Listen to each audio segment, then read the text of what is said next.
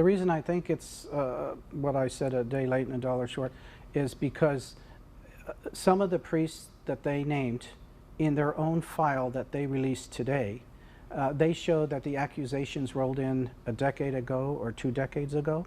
Had they had released the names or the information then, it may have enabled victims or potential victims to come forward and either file claims for prosecution or civil claims.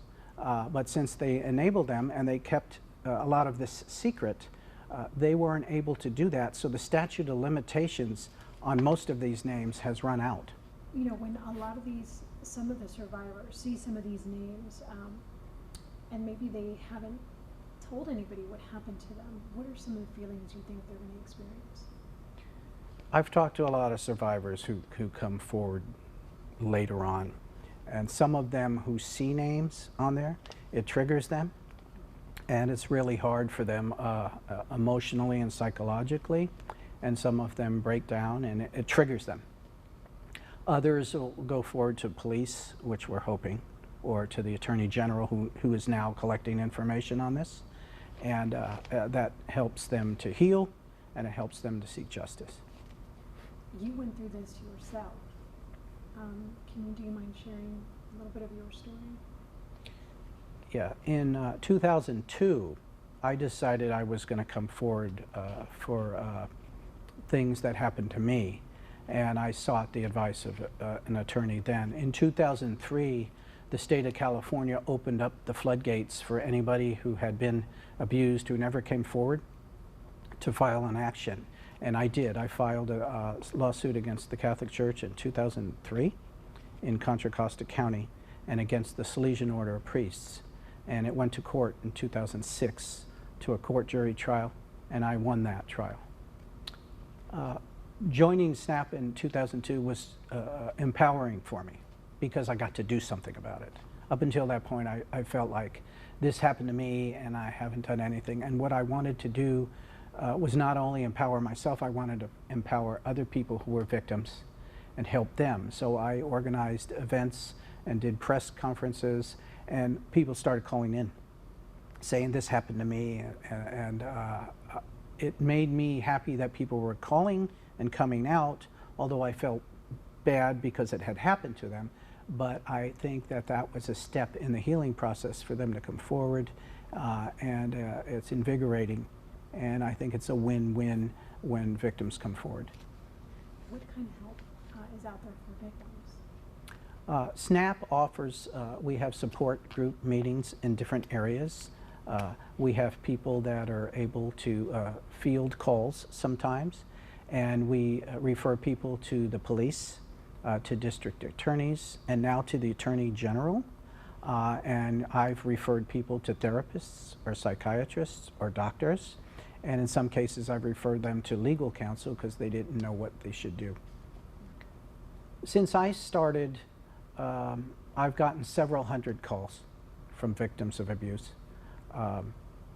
There are thousands in California who haven't come forward. From statistics and what we know, about probably less than 8% of sex abuse victims come forward, and that's not just clergy abuse, that's all the way around. But the statistics I know of, 1 in 4 girls is abused and 1 in 6 boys is abused. What do you think, of the Catholic Church now wanting to be transparent and putting these names out there? Personally, I feel the reason the dioceses are releasing lists is damage control. Since Pennsylvania last year did a criminal investigation of the church, and the Attorney General did his report, dioceses across the United States have been scrambling to put out their own lists so that they can show they're being transparent, and in a sense they're saying, well, don't investigate us because we're voluntarily giving you this information and the lists of priests and predators that we know of. And it's ironic because they're sure coming forward with that late. They should have come forward with this years ago. And this sort of damage control, which I refer to it as, It just doesn't cut it, because when the attorney generals do investigations, they have subpoena power. Having the church voluntarily give you names just doesn't cut the mustard. Like my list is 85 and their list is 60 total. In the Diocese of Oakland released a list a couple of months ago. They had 46 priests. I have 141. That's 96 more than they have. So I don't think that the lists are fully transparent, and they've had a policy of secrecy for the last 50 years. And it's just now they're coming forward with this information. In California, the Attorney General Becerra's office has on his website claim forms for people to call in or file on right now, today. So the Attorney General of California is collecting information.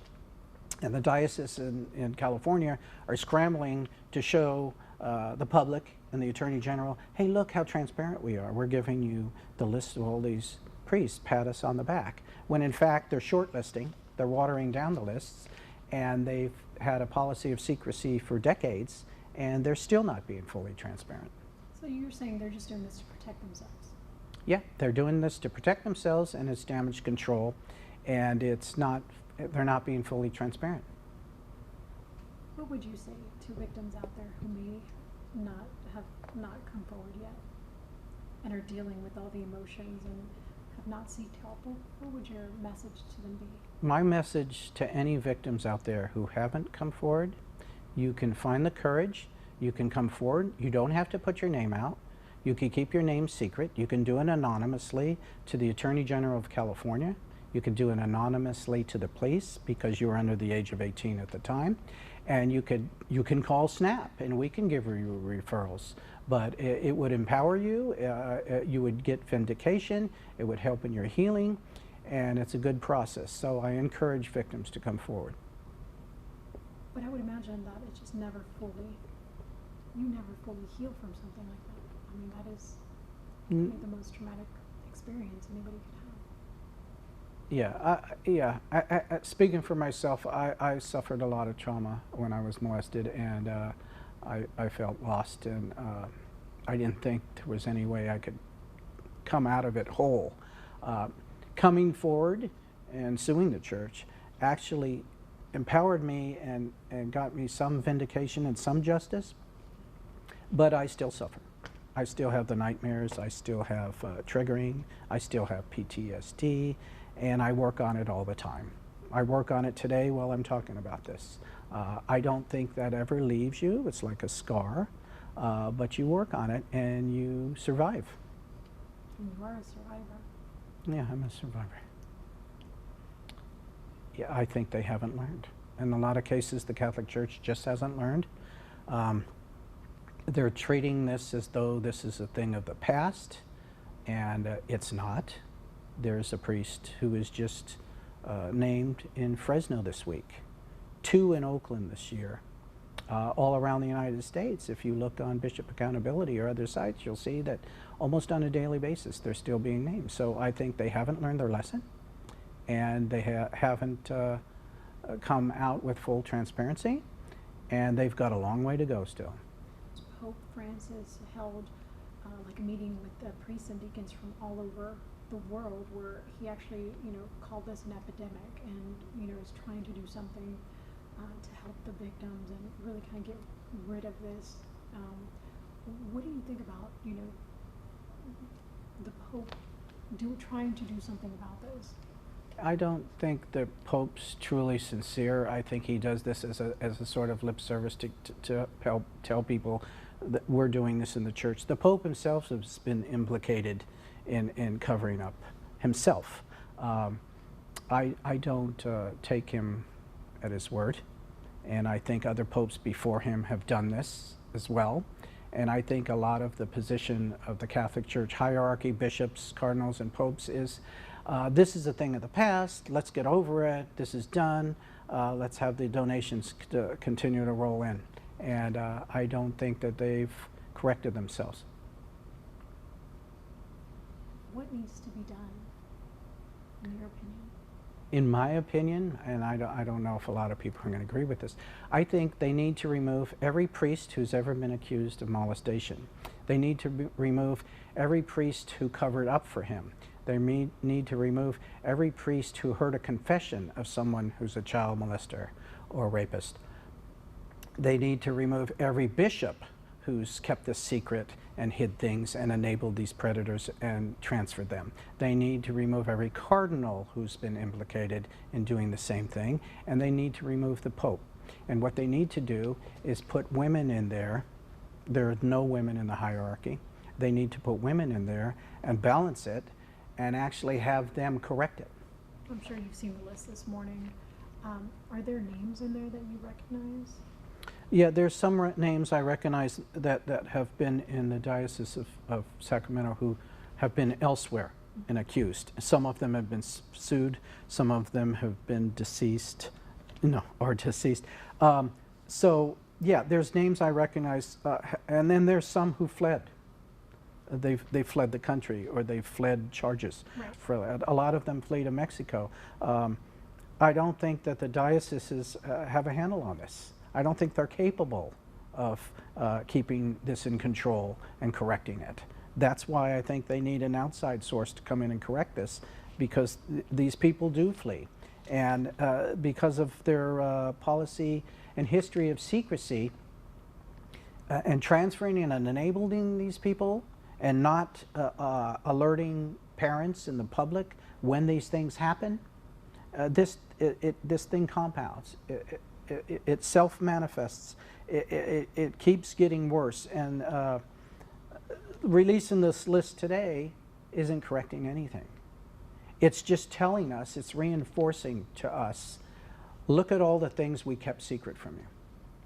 A lot of these crimes occurred a while ago. Mm-hmm. What can victims do now?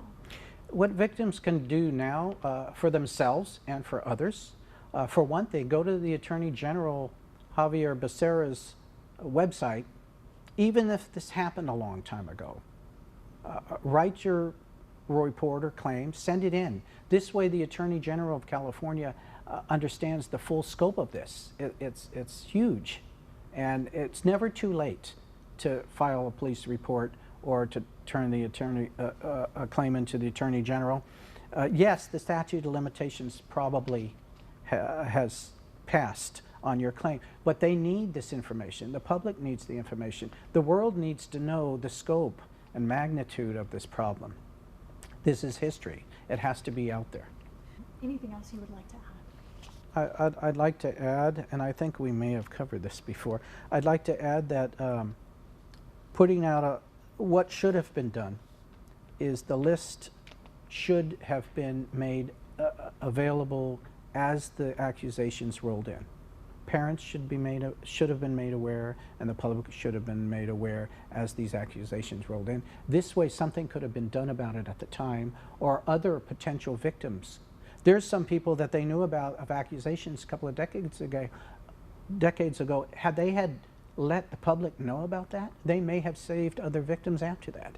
So I don't think that this releasing the list today corrects anything. What's your motivation? My motivation for doing this is because I was traumatized and hurt really bad by the Catholic Church and priests, and I think that others who are in my position will seek some kind of healing, like I did,